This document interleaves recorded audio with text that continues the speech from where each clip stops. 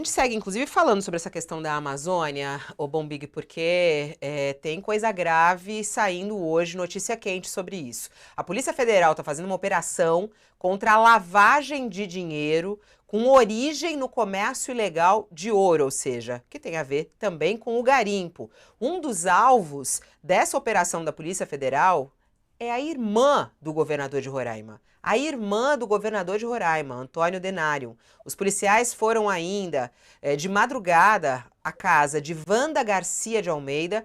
Outros parentes do governador estão entre os alvos de buscas da Polícia Federal. Denário afirmou em nota que desconhece o teor da investigação contra a irmã e espera que eventuais responsabilidades sejam apuradas na forma da lei. O governador também colocou à disposição todo e qualquer esclarecimento. São cumpridos hoje, no total, 8 mandados de busca e apreensão e de bloqueio de contas e bens em Roraima e também em Pernambuco. Essa ação mira um esquema suspeito de movimentar 64 milhões de reais em 2 anos. A gente está em contato também agora com Madeleine, que é nossa convidada aqui sempre às sextas-feiras.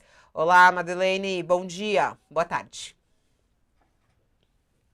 Tá desligado. Boa tarde, Fabiola, tudo bom? Tudo bom. Bom, mais ou menos, né? Ô, Olha só essa Bombig. situação.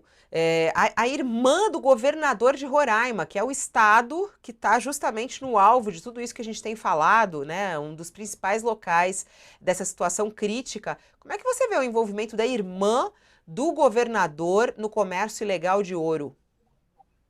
Então, Fabiola, ontem até eu fiz a minha coluna sobre isso, sobre o comércio ilegal de ouro no Brasil e sobre a necessidade da gente começar a ver essa questão com a seriedade, a complexidade que ela tem e exige. É um problema que a gente vê, não no jornalismo, mas muitos influencers, muitos políticos oportunistas, tratando como se fosse um filme da Disney, né? Do bonzinho contra o malzinho, e o meu lado é o bonzinho e o outro lado me persegue. Nós estamos falando de muito dinheiro. Dinheiro não tem ideologia. E esses esquemas têm sido engendrados e facilitados por meio da nossa legislação nas últimas décadas. A lei que possibilita a lavagem ilegal de ouro, ela é de 2013, feita por um deputado do PT, que depois disse que a lei dele foi distorcida, mas foi sancionada pela presidente Dilma. Hoje, a situação do ouro no Brasil é algo muito fácil para os criminosos, porque as DTVMs, que são o tipo de corretora que podem negociar ouro, em 2013, há 10 anos, foram desobrigadas de atestar a origem legal do ouro que elas comercializam. Se adota um princípio de boa-fé, e essa boa-fé é legitimada como um garimpeiro atesta que ele tem a lavra e que aquilo foi coletado de maneira legalizada por escrito.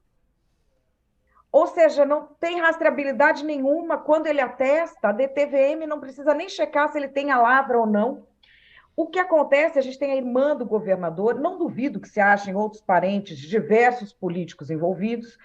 Esses esquemas criminosos vão se formando longe do olho da imprensa. Isso não se forma no Rio, não se forma em São Paulo, não se forma em Brasília. Forma onde você não tem essa imprensa tão vigilante. E a coisa só estoura quando chega nesse tamanho, né, Fabiola? Nessa insanidade completa, que você vê o aparelhamento do Estado para operações criminosas Uhum. que estão colocando em risco a vida de pessoas.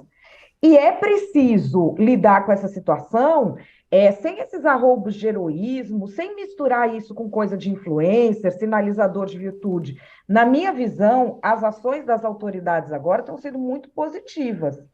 O que falta é acertar a legislação. Bom, Isso é uma coisa que podia ser feito rapidamente. é importante, até para situar nossa audiência, o governador de Roraima, que disse, inclusive, que não tinha conhecimento nenhum do envolvimento da irmã dele e tudo mais, que está apurando junto com todo mundo, ele é apoiador, ele é aliado a Bolsonaro. Ele falou já publicamente que defende, por exemplo, cassinos na floresta, né? Ele defende o cassino na floresta como uma forma de a região se desenvolver. E disse até sobre a inspiração do que aconteceu já nos Estados Unidos. Até o Jamil Chad estava nos contando que nos Estados Unidos isso foi considerado o genocídio dos povos indígenas lá e que é até alvo de investigação e crimes que estão sendo apurados. Ô Bombig, como é que você vê essa relação da irmã do governador de Roraima num caso tão grave como esse? Ele pode ter algum envolvimento, pode ter uma implicação para o governador de Roraima pelo fato de ser a irmã dele ou não? Pode, eu imagino que pode. Como você estava apontando, o Denário sempre foi simpático ao garimpo. E, inclusive na gestão dele, né, ele foi reeleito agora para mais 4 anos de mandato. Foi um governador muito alinhado ao Bolsonaro e às ideias do bolsonarismo. E ele tentou, inclusive na gestão dele, alguns projetos de lei, não sei nem se ele conseguiu sucesso, mas enfim, de alguma forma tentavam dar alguma legalidade ao garimpo. Ele nunca teve uma atitude política de proteção às reservas, muito pelo contrário. Era uma atitude sempre de pró-exploração dessas áreas, né?